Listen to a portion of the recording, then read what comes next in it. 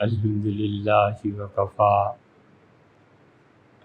وسلام علی عبادہ الذین اصطفیٰ اما بعد۔ اللہ تعالیٰ نے اس ماہ مبارک میں لوگوں کے ذمے جو چیزیں لگائی ہیں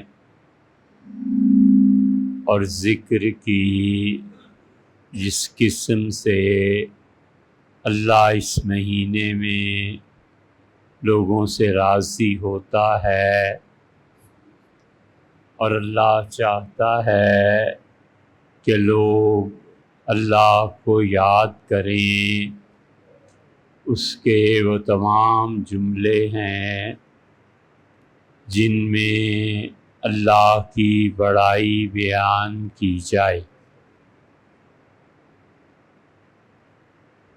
پھر وہ جملے جن میں اللہ تعالیٰ کا بلند ہونا، اللہ کی عزت احترام، اللہ کی توحید، اور تیسری چیز جو اللہ کو پسند ہے اس کی تعریف ہے۔ اس پورے مہینے کو، ذی الحج کو، اللہ نے ان 3 اذکار کے لیے رکھا ہے۔ اگر آپ ذکر کی قسمیں گننے لگ جائیں، ذکر کی قسمیں گنوانے لگ جائیں، تو پھر تسبیح کرنا بھی اللہ کا ذکر ہے، درود شریف پڑھنا بھی اللہ کا ذکر ہے، اور یہ ساری قسمیں ہیں، مگر اللہ نے بعض زمانوں کو بعض اذکار کے لیے مخصوص فرما دیا۔ جیسے لوگوں کو یہ سمجھایا کہ وہ کچھ وقت سال میں ایسے آتے ہیں جن میں وہ کثرت سے حضور اقدس صلی اللہ علیہ وسلم پر سلام پیش کریں۔ کچھ مہینے جیسے رمضان ہے، اس میں کثرت سے تلاوت مقصود ہے کہ جب روزے آ جائیں تو جتنا ہو سکے قرآن کریم کی تلاوت کرو۔ یہ جو ذی الحج کا مہینہ ہے، جس کی آج 9 تاریخ ہے، اور اس کے بعد 10ویں کل گویا عید ہے، پھر 11، 12 اور 13، یہ 4 دن مسلسل ایسے ہیں جو تشریق کے ہیں، اور تشریق شرق، چمکنا، سورج کا چڑھ جانا، مشرق جہاں سے سورج طلوع ہوتا ہے، اور تشریق کے ایام اس لیے ہوتے تھے کہ لوگ اس میں جانور ذبح کرتے تھے،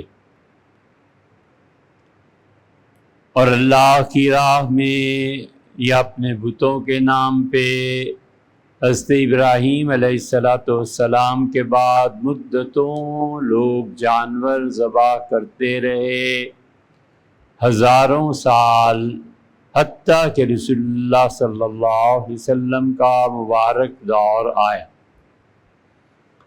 عرب جانوروں کو ذبح کرتے تھے، اور پھر کچھ ذبح کرتے تھے صفا اور مروہ کی پہاڑیوں پر، اور کچھ مینا میں جا کر ذبح کرتے تھے، جیسے اب بھی ہوتا ہے، وہاں منڈی لگتی تھی، اور وہاں وہ ذبح اس طرح کرتے تھے کہ جانور کی گردن کے نیچے بہت بڑا ایک ٹب، بہت بڑا تشت، بہت بڑی پلیٹ رکھ دیتے تھے، اور جو جانور کے حلق سے خون نکلتا تھا وہ سارا خون اس میں جمع کر دیتے تھے۔ پھر جب وہ خون جم جاتا تھا اس سے پہلے وہ گوشت کے بڑے بڑے ٹکڑے کر دیتے تھے اور اس خون کو وہاں کئی میل سے اٹھا کر وہ بیت اللہ میں لاتے تھے اور بیت اللہ کی دیواروں پر یہ جمع ہوا خون مل دیتے تھے۔ گوشت کے ٹکڑے بیت اللہ کے دروازے کے سامنے رکھ دیتے تھے اور کہتے تھے کہ اللہ یہ گوشت اور خون یہ تیری نظر ہے، یہ تیرے واسطے ہے۔ اسی لیے اللہ نے سورہ حج میں فرمایا کہ لَن يَنَالَ اللَّهُ لُحُومُهَا، تم اپنے جانوروں کا قربانی کا گوشت ولا دماؤها، اور ان کا خون جو لاتے ہو یہ اللہ تک نہیں پہنچتا۔ اللہ کو کوئی ضرورت نہیں ہے کہ اس کے گھر میں یہ چیزیں لائی جائیں۔ وَلَٰكِن يَنَالُهُ التَّقْوَىٰ مِنكُمْ، اپنے دل کی پرہیزگاری سے، اپنی خوشی سے جو چیز صرف میرے لیے ذبح کرتے ہو بس وہ ہے جسے میں دیکھتا ہوں اور قبول کرتا ہوں۔ پھر ایک جگہ فرمایا کہ من سکن، ہم نے ہر عبادت کرنے والے گروہ کو، یہودیوں یا عیسائی ہوں، مسلمان ہوں یا بدھسٹ ہوں، کوئی بھی ہو، ان کو قربانی کا ایک طریقہ دیا ہے کہ وہ جانوروں کو ذبح کریں اور میرے قرب کو حاصل کریں۔ ایک جگہ فرمایا وَالْبُدْنَ جَعَلْنَاهَا لَكُمْ، ہم نے اونٹوں کی قربانی مقرر کی، لَكُمْ فِيهَا خَيْرٌ، اور اونٹ کی قربانی اس میں بہت زیادہ سراپا خیر ہے۔ اس میں یہ الفاظ قرآن نے نہ دمبوں بکروں کے لیے بیان کیے ہیں، نہ گائے نر مادہ کسی کے لیے اللہ نے استعمال نہیں کیے، لیکن جب اونٹ کا ذکر آیا ہے تو اللہ نے فرمایا من شعائر اللہ، اونٹ اللہ کی نشانیوں میں سے ایک نشانی۔ اور ایک جگہ فرمایا ہے کہ تم اونٹوں پر غور کرو کہ ہم نے یہ اتنا قوی الجثہ، اتنی دیو کی طرح کی ایک چیز جانوروں میں کیسے اسے پیدا کیا، اور صرف اونٹ کی قربانی کا فرمایا ہے کہ جتنی اس میں خیر ہے، جتنی اس میں برکتیں ہم نے رکھی ہیں باقیوں میں نہیں۔ یہ سب کچھ اس لیے سمجھایا کہ اللہ نے کہا اطعموا البائس الفقیر، اور ہم نے یہ رکھا ہے تاکہ تم ہماری راہ میں یہ ذبح کرو اور تم میں جو لوگ فاقے پہ پہنچ گئے ہیں اس گوشت کو وہ کھائیں اور وہ بھی کھائے جسے اللہ نے بہت کچھ دیا ہے۔ یہ سب چیزیں بیان کی ہیں، اور جب ذکر کی باری آئی ہے تو اللہ نے بتایا ہے کہ جیسے رمضان میں تم نے تلاوت کی، جیسے حضور صلی اللہ علیہ وسلم پہ ربیع الاول میں لوگ کثرت سے درود پڑھتے ہیں، فرمایا یہ بھی ٹھیک ہے، مگر یہ جو مہینہ ذی الحج کا پورا ہے، لوگ 10 ذی الحج کو عید کر کے پھر اللہ کی یاد کو بھول جاتے ہیں، ایام تشریق میں کرتے ہیں۔ تشریق گوشت کا خشک کرنا، گوشت کو نمک لگا کے اور پھیلا دینا تاکہ دھوپ اسے خشک کر لے، اسے کہتے ہیں تشریق۔ اور وہ دونوں طرح سے ہوتا تھا، قبائلی لوگ بھی کرتے تھے، اور جب سردی آ جاتی تھی تو تازہ اونٹ ذبح نہیں ہوتے تھے اور وہ اس کو کھا لیتے تھے جو خشک گوشت ہوتا تھا، اور تازہ گوشت مہنگا ملتا تھا اور خشک گوشت وہ سستا ملتا تھا، تو عرب بہت سے غریب لوگ ایسے کر لیتے تھے حضور صلی اللہ علیہ وسلم نے اسے یاد رکھا ہوا تھا۔ ایک آدمی آپ کی خدمت میں حاضر ہوا اور اس پہ کپکپاہٹ طاری ہو گئی، کانپنے لگا۔ تو حضور صلی اللہ علیہ وسلم نے فرمایا میرے قریب آؤ۔ وہ آیا تو آپ نے اسے بٹھایا اور اس کے کندھوں پہ ہاتھ رکھا اور فرمایا یہ مجھے دیکھ کے تم پہ یہ گھبراہٹ کیوں طاری ہوگی؟ اسی کا اللہ کے رسول آپ کے رعب کی وجہ سے۔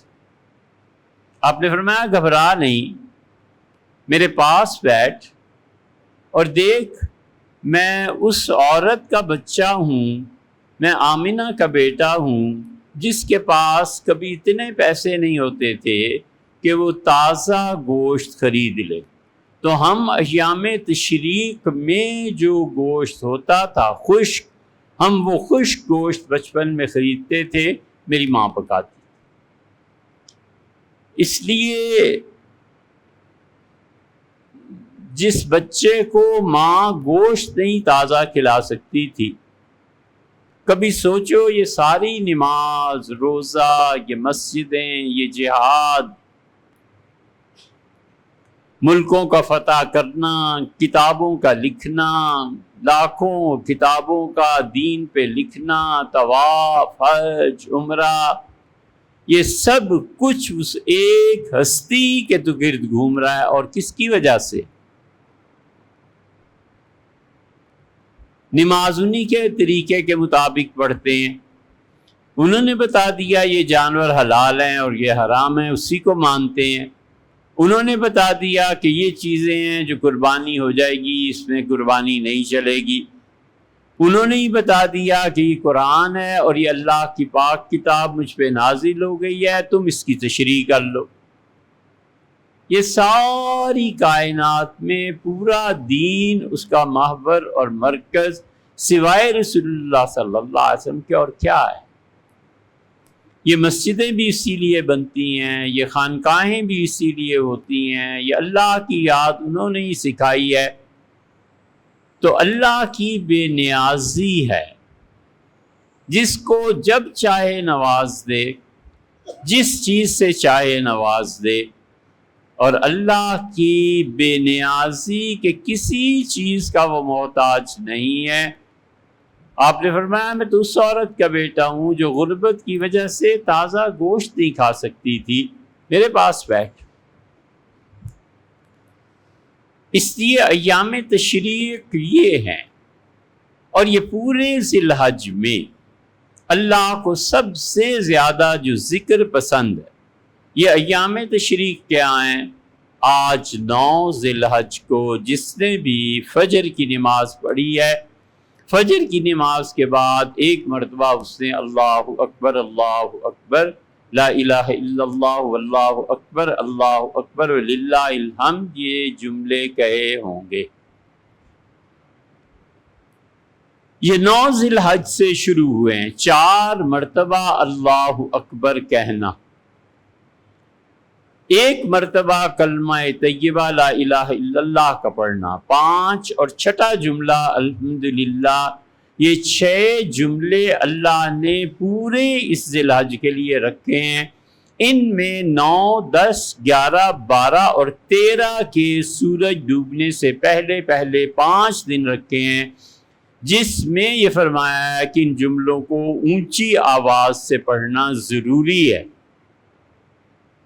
وگرنہ تو 1 ذی الحجہ سے لے کے 29 ذی الحج تک پورا مہینہ یہ پڑھے جائیں گے۔ لوگ بڑی غلطی کرتے ہیں کہ قربانی کے بعد ان جملوں کو پڑھنا چھوڑ دیتے ہیں۔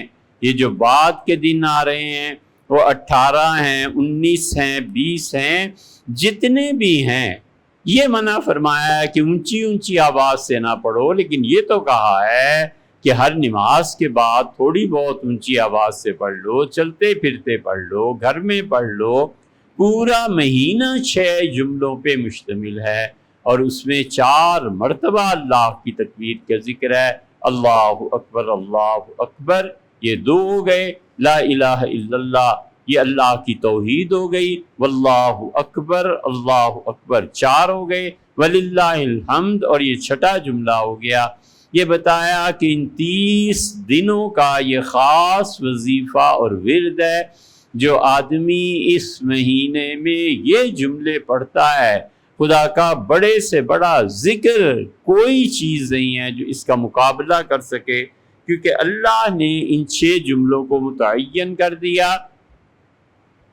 اس کی وجہ یہ بھی ہے کہ خون بہانا یہ کوئی چھوٹی سی چیز نہیں ہے۔ کس کو اختیار ہے کہ خون بہائے؟ اس لیے انسان کا خون ہے اتنا محترم ہے کہ رسول اللہ صلی اللہ علیہ وسلم نے ایک قتل پہ فرمایا تھا جو ناحق ہو گیا تھا۔ آپ نے فرمایا لوگوں یاد رکھو، ایک قتل اگر ناحق ہو جائے، خدا کے لیے، خدا کو اتنا غصہ آتا ہے کہ وہ 7 آسمانوں اور زمین کو بغیر کسی قصور کے جہنم میں پھینک دے۔ یہ اللہ کے لیے آسان ہے، اور ایک قتل خدا کو اس پہ اتنا غصہ آتا ہے جتنا اس پہ نہیں آئی۔ یہ ناحق قتل اور یہ ناحق خون جس معاشرے میں بہنا شروع ہو جاتے ہیں، اس کا لازمی نتیجہ بے حیائی نکلتا ہے۔ ہمیشہ یاد رکھو کہ قتل اور انصاف یہ ماں ہے، اس کی پھر اولاد جنم لیتی ہے۔ ماں سے اولاد پھیلتی ہے۔ اس لیے جس سوسائٹی میں 2 چیزیں آ جائیں، ایک انصاف نہ ملے اور ایک قتل شروع ہو جائے، اس سوسائٹی میں کوئی دنیا کی طاقت بے حیائی کو نہیں روک سکتی، سوال ہی پیدا نہیں ہوتا۔ یہ اتنا ہی محال ہے جتنا کوئی آدمی کہے کہ اتنے ملی میٹر بارش ہوئی اور زمین نہیں بھیگی، پاگل ہو گیا۔ جس سوسائٹی میں انصاف نہیں رہے گا اور جس سوسائٹی میں خون بہے گا انسانوں کا، یہ دونوں جنم دیں گے ایک چیز کو، اور وہ بے حیائی۔ اس لیے جب لوگ بے حیائی کی بات کرتے ہیں تو عمر گزر گئی، ہمیں بڑا تعجب ہوتا ہے کہ مولوی صاحب، پیر صاحب یا کوئی بھی آدمی بے حیائی عام ہو گئی، یہ ہو گیا، یہ ہو گیا۔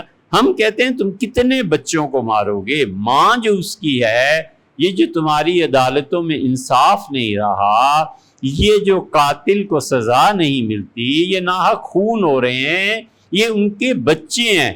بچوں کو، شاخوں کو کاٹتے ہو کہ کیکر اور کانٹے ختم ہو، اور جڑ کیکر کی بھی برقرار۔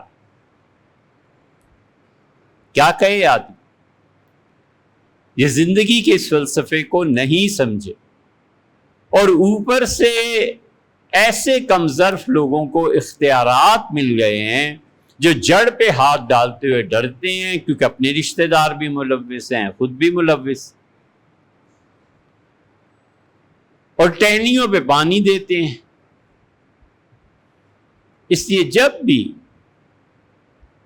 تو اللہ نے اس پورے ذی الحج میں رکھا کہ تم کیسے خون بہا سکتے ہو؟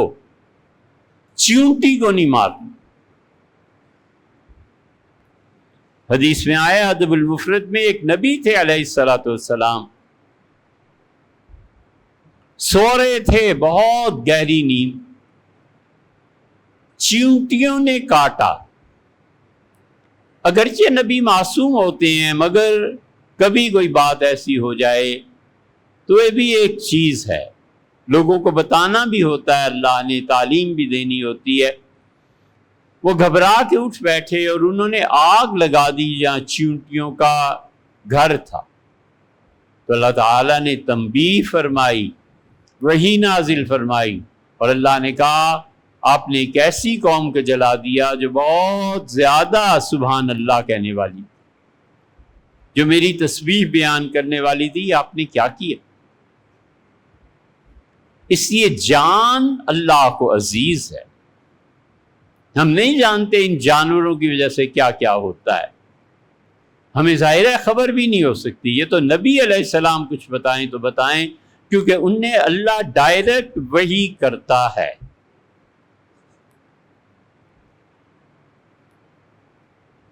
بارش نہیں ہو رہی تھی اور شدید گرمی، فصلیں نہیں اگ رہی، اور بڑے بڑے اہل علم علماء حاضر ہوئے، انہوں نے حضرت سلیمان علیہ السلام سے کہا کہ حضرت آپ کی اس مملکت میں آپ اتنے عظیم بادشاہ ہیں، بارشیں نہیں ہو رہی، اللہ سے مانگے۔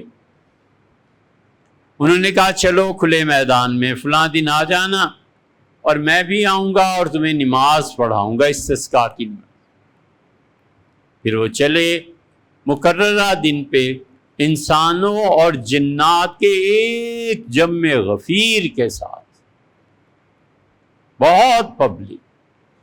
وہ کچھ آگے گئے، پھر مسکرائے اور پھر پلٹے اور انہوں نے کہا بارش ہو جائے گی لوگوں، بغیر تمہاری نماز کے پڑھے بھی ہوگی، لوٹ جاؤ۔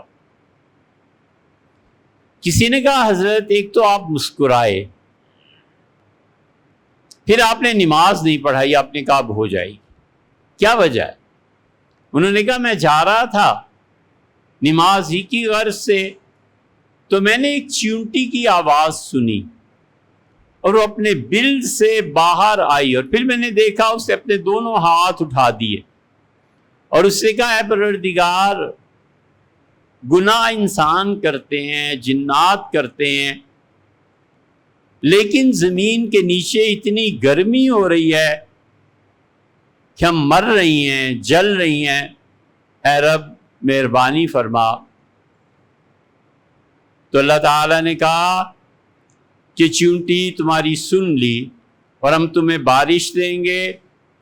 حضرت سلیمان علیہ السلام نے فرمایا لوگوں لوٹ جاؤ، فقط سقیتم لغیرکم، اللہ اس چیونٹی کی وجہ سے انسانوں تم پر رحم کرے۔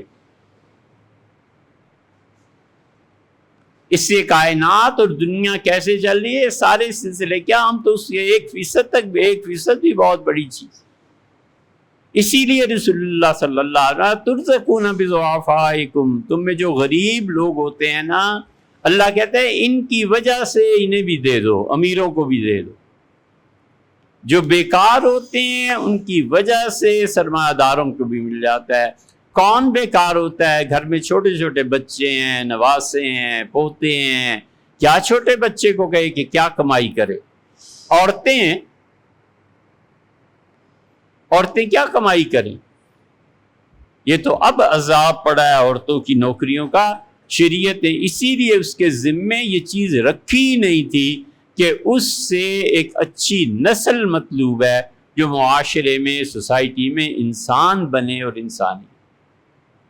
ترزقون بضعفائکم، تم میں جو لوگ بیکار ہوتے ہیں نا، ان کی وجہ سے رسول اللہ صلی اللہ علیہ وسلم سارا گھر چلتا رہتا۔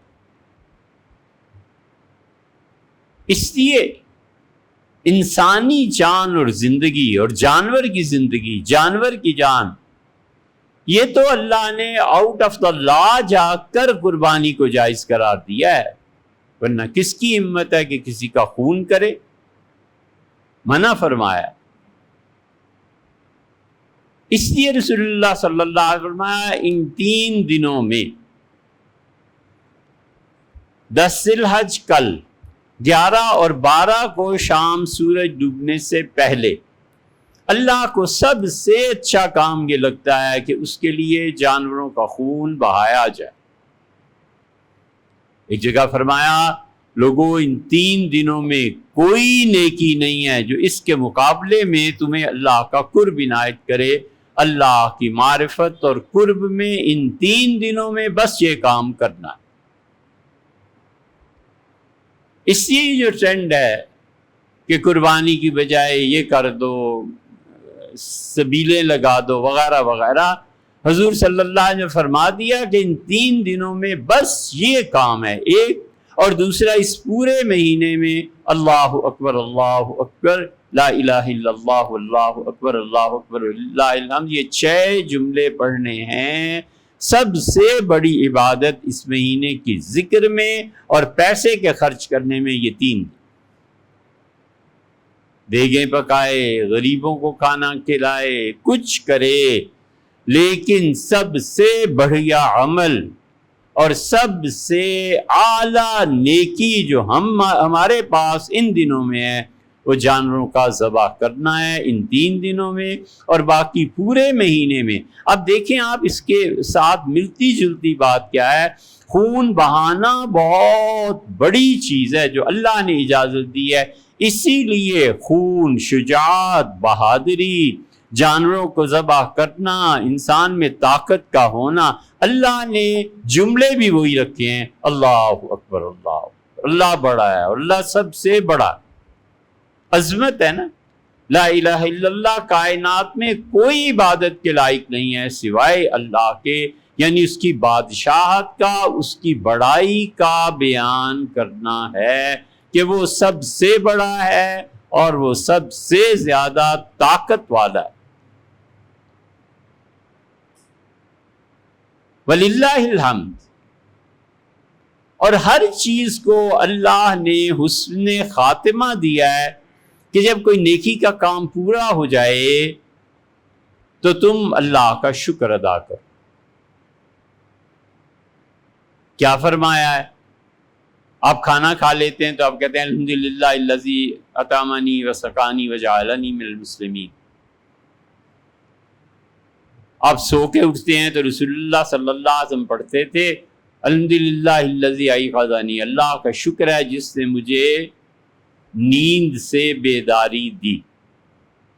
اللہ تعالیٰ قرآن کریم میں بھی کہتے ہیں کہ وَسَبِّحْ بِحَمْدِ رَبِّكَ حِینَ تَقُومُ، اور جب تم کھڑے ہو تو سبحان اللہ و بحمدہ پڑھو۔ کہاں سے کھڑے ہو؟ یہ ایک چھوٹا سا جملہ ہے لیکن کمال کی بات اللہ نے کہی ہے۔ کرسی سے کھڑا ہوتا ہے اپنے آفس میں، سو کے اٹھتا ہے تو کھڑا ہوتا ہے، بیٹھا ہوا تھا کسی کام کے لیے کھڑا ہو جاتا ہے، فیکٹری کا معائنہ ہے اس کے لیے کھڑا ہو جاتا ہے۔ اللہ نے کہا جب کھڑے ہو تو سب سے پہلا جملہ تمہاری زبان پہ ہونا چاہیے سبحان اللہ و بحمدہ۔ اس چیز کو جوڑ دیا کہ اللہ کی کبریائی، اللہ کا بڑا ہونا، اور آخر پہ وللہ الحمد، اور اللہ ساری تعریفیں تیرے ہی لیے ہیں۔ فتوحات مکیہ میں ابن عربی رحمۃ اللہ علیہ نے کمال کا ایک نتیجہ اس سے نکالا ہے، ہم نے جب پڑھا تو بہت حیران ہوئے۔ انہوں نے کہا دیکھو حمد آخر پہ آتا ہے، اللہ نے فرمایا جب جنت اور جہنم سب چلے جائیں گے تو حافینا، اللہ کے فرشتے عرش کو گھیر لیں گے، وقیل الحمدللہ، اور اللہ کے فرشتے وہ پکاریں گے اور کہیں گے اونچی آواز میں الحمدللہ، اللہ کا شکر ہے کہ اس کائنات میں جو چیز شروع ہوئی تھی آج مکمل ہوئی، جہنمی جہنم میں گئے اور جنتی جنت۔ ان کا ہر چیز کے آخر پہ حمد ہے۔ اور جب نبوت کو ختم کرنا تھا تو آخری آدمی کا نام محمد رکھا، یعنی اللہ کی حمد ہمیشہ کرنے والا علیہ الصلوۃ والسلام۔ تو اس لیے یہ جتنا پورا مہینہ ہے، ہر نماز کے بعد اٹھتے بیٹھتے صحابہ رضی اللہ عنہ اتنا اہتمام کرتے تھے کہ عبداللہ ابن عمر اور حضرت ابو ہریرہ رضی اللہ عنہما مدینہ منورہ میں بازاروں میں چلے جاتے تھے اور دکان پہ بیٹھے ہوئے لوگوں سے کہتے تھے مت چپ رہو۔ رسول اللہ صلی اللہ علیہ وسلم نے اس پورے مہینے میں سکھایا ہے کہ اپنی دکان پہ بھی بیٹھ کے یہی پڑھو اللہ اکبر لا الہ الا اللہ اللہ اکبر للہ، سونے سے پہلے، اٹھنے کے بعد، کھانا کھانے سے پہلے، اس کے بعد کوئی بھی مصروفیت ان تمام دنوں کی ہے۔ یہ 6 جملے ان 29 یا 30 دنوں کے ساتھ باندھ دیے ہیں کہ یہ جملے اس مہینے میں پڑھے جائیں گے، اس کے علاوہ پڑھو گے تو ثواب تو ملے گا، مگر خاص موسم یہ ہے کہ اس میں یہ بیج لگاؤ۔ یہ بیج کب پھوٹیں گے؟ یہ باغ کب بنے گا؟ حضرت رسالت پناہ صلی اللہ علیہ وسلم فرمایا میں جب معراج میں گیا تو مجھے جبریل نے ایک آدمی دکھایا جو اوپر جو کعبۃ اللہ فرشتوں کا جو طواف کا مرکز ہے وہ ٹیک لگا کے بیٹھے ہوئے تھے. تو جبریل نے مجھے کہا کہ سلم علیہ، انہیں سلام پیش کریں. ابو کا ابراہیم یا آپ کے والد دادا حضرت ابراہیم علیہ السلام ہے. تو آپ نے فرمایا میں نے سلام کیا تو انہوں نے مجھے ملے کھڑے ہو کے اور مجھ سے کہا کہ مرحباً بالنبی صالح، اچھے نبی، ابن الصالح، میرا اچھا پیارا بیٹا، بیوہ بیٹا، اس کا آنا اللہ مبارک کرے. اس ملاقات میں جو تھوڑی سی تھی لیکن باتیں بہت تھی. آپ نے فرمایا میں نے دیکھا وہ طواف کے لیے اٹھے تو اللہ کے فرشتے ان کے روب اور ان کے وقار کو دیکھ کے کپ کپی طاری ہو گئی فرشتوں پہ اور دور ہونے لگے کہ اللہ کا عظیم الشان دوست کھڑا ہوا ہے طواف کے. تو انہوں نے مجھ سے کہا کہ اپنی امت کو جا کے کہنا کہ میں انہیں سلام بھیج رہا ہوں. اسی لیے ہم کہتے ہیں علیہ السلام. اور انہیں کہنا کہ جنت میں صرف زمین زرخیز ہے اور پانی بہت بڑی مقدار میں ہے بس. اور یہ جو تم سنتے ہو نا، اس میں معروم نے مثنوی میں بھی ایک چیز لکھی لیکن اب وقت نہیں رہا، چھوڑو اس کو. حضرت ابراہیم علیہ السلام نے کہا اپنی امت سے جا کے کہنا کہ جنت جسے تم اتنا سنتے ہو صرف یہاں پانی بہت ہے اور یہاں کی مٹی زرخیز ہے. انہیں کہنا یہ جو تم پڑھتے ہو نا سبحان اللہ، الحمدللہ، اللہ اکبر، لا الہ الا اللہ، یہ سب بیج ہیں جو تم بیجتے چلے جاتے ہو اور اس مٹی میں بانجھ پنا نہیں ہے. یہ مٹی اپنے اندر ان چیزوں کو لے لے گی، یہ سارے کے سارے بیج ہیں اور پھر یہ اگتے رہیں گے سارے باغات، حتیٰ کہ تمہاری روح جب یہاں پہنچے گی، تم پہنچو گے تو تم ان کے وارث بن جاؤ. یہ اصل مسئلہ ہے اللہ کے ذکر کا اور اللہ کی یاد کا. اور یہ سارا مہینہ ایسے ہی. اور پھر محرم ہے آگے، وہ بھی اللہ کے ان مہینوں میں سے ہے جن مہینوں کی عزت اور احترام کا اللہ نے حکم دیا. ہم وہ مختصر حدیث پھر عرض کر دیتے ہیں. آپ سے ہم نے کہا تھا کہ کبھی سال 2 سال میں ہم آپ کو کوئی تحفے کے طور پہ چیز دیتے ہیں. یہ تحفہ ہے. ایک آدمی حضور صلی اللہ علیہ وسلم کے پاس آیا، دیکھا، اسی کا عرفتہ نہیں، آپ نے مجھے پہچانا؟ آپ نے فرمایا نہیں. اس نے کہا میں پچھلے سال آیا تھا، باہلی ہوں، بنو باہل قبیلے سے. آپ نے فرمایا حسن حیاتک، تیری صحت تو بہت اچھی تھی، ارے تم تو جوان تھے، یہ تم نے کیا کر لیا؟ من نام رکھا. اس نے کہا اللہ کے رسول جب سے مل کے گیا ہوں ہمیشہ روزے رکھتا ہوں، صرف رات کو کھاتا ہوں. اپنا من نام رکھا. تمہیں کس نے یہ بات سکھا دی؟ تجھے کس نے یہ پٹی پڑھا دی کہ ہمیشہ روزے رکھتے ہو؟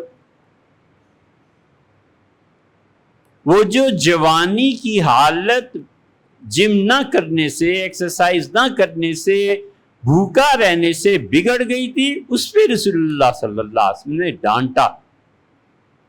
اس سے جو لوگ اپنی صحت کا خیال نہیں رکھتے، پیدل نہیں چلتے، جم نہیں جاتے، ورزش نہیں کرتے، یہ سب قیامت میں اللہ کے یہاں پیش ہوں گے کہ جان بوجھ کے صحت برباد کی.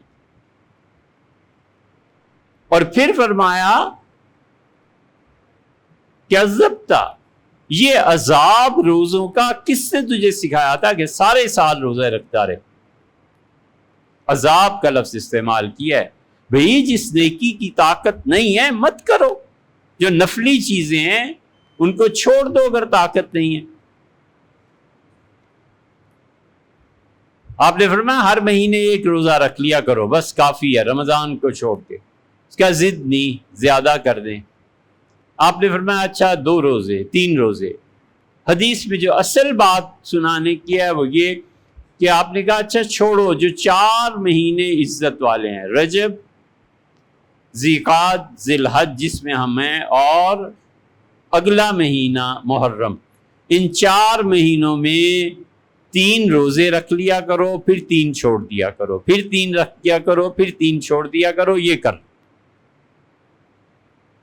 مطلب یہ ہوا کہ رجب میں تو کرنا ہی ہے، جب رمضان ہے اس کے بھی تو وہ تو خیر فرض ہے، جب ذیقعدہ آئے گا تو ذیقعدہ اور رجب دونوں برابر ہیں، اور جب ذی الحج آئے گا تو یہ سارے روزے نفلی ہیں نا، تو 9ویں ذی الحج آج کے دن تک یہ 9 روزے تو رکھنے ہی ہیں، 10 11 12 13 یہ گزر جائیں، 4 دن ایام تشریق گزر جائیں، اس کے بعد اگلے دن پھر روزہ رکھنا شروع کر دے، پھر 3 رکھے گا، پھر 3 چھوڑ دے گا، پھر 3 رکھے گا، پھر 3 چھوڑ دے گا، حتیٰ کہ 9 محرم تک یا 9 کو 10 کو پھر نفلی روزہ رکھتے ہیں، جیسے اس کی ترتیب بن جائے۔ فرمایا یہ روزے رکھ، اور ان 4 مہینوں کے روزے رمضان کے بعد سب سے زیادہ اللہ کو اچھے لگتے ہیں، 3 رکھو اور 3 چھوڑ دو، یہ انہیں فرمایا۔ لیکن اس حدیث میں جو رسول اللہ صلی اللہ علیہ وسلم نے 3 لفظ استعمال کیے نا، ہمیشہ یاد رکھنا۔ آپ نے کہا، آپ نے دیکھا اور آپ نے کہا تو اچھا خاصا جوان تھا، تجھے یہ کیا ہو گیا ہے، رنگ تیرا بگڑ گیا ہے، تو نے کیا کیا ہے؟ انہوں نے کہا روزے رکھے ہیں زیادہ، صحت کی حفاظت جو نہیں کرتا قیامت پہ پکڑا جائے گا۔ اس لیے جم سے جان چھڑانا، پیدل چلنے سے جان چھڑانا، طاقت کے کام نہ کرنا، یہ سب چیزیں خدا کے ہاں جواب دینی پڑتی۔ اور دوسری بات یہ فرما دی کہ تجھے کس نے کہا تھا اتنے روزے رکھنے کو؟ مطلب اللہ نے حکم نہیں دیا، میں نے نہیں۔ اور تیسری بات رسول اللہ صلی اللہ علیہ وسلم نے عذب، تو اپنی جان کو عذاب میں ڈالتے ہو، بس جتنا ہے کرو، اللہ تو تقویٰ کو قبول فرمانے والا۔